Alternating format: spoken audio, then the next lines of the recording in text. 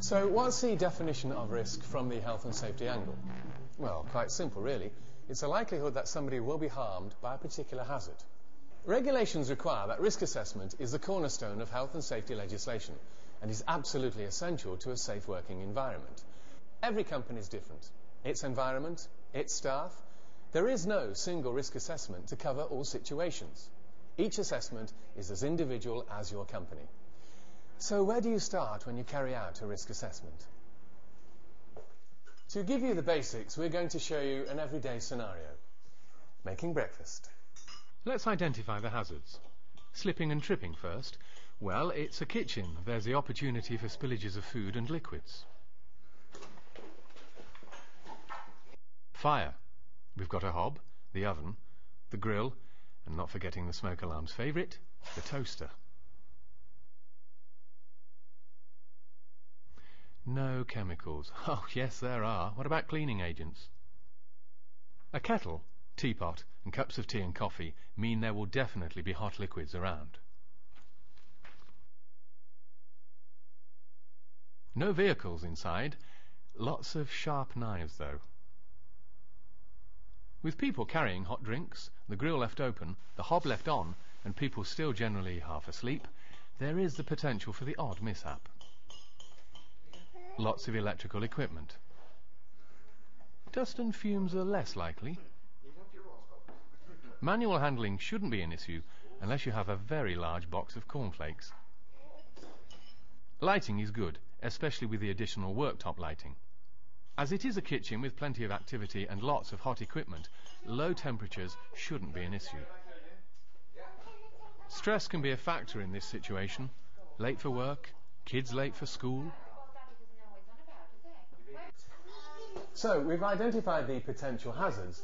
Now, who is most likely to be susceptible to those hazards? Obviously, each member of the family. Experienced members, mum and dad, will be used to the hazards in here. There'll be less of a risk. But we must pay special attention to the newer, inexperienced members of the family. This needs to be referenced to what tasks they will be doing. Who uses the kettle most? Who uses the grill or toaster? Visitors and contractors are also likely to be in a kitchen like this from time to time. So we've identified the hazards and who might be harmed.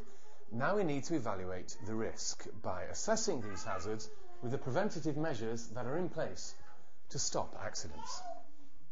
Included in these measures are a working smoke alarm, the fact that younger members of the family are not allowed to use the kettle or the grill, all spills are cleared up as soon as they have occurred, and sharp knives are kept off the kitchen table.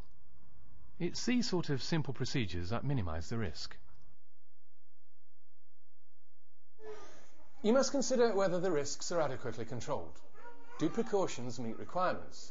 Is the practiced method to a good standard?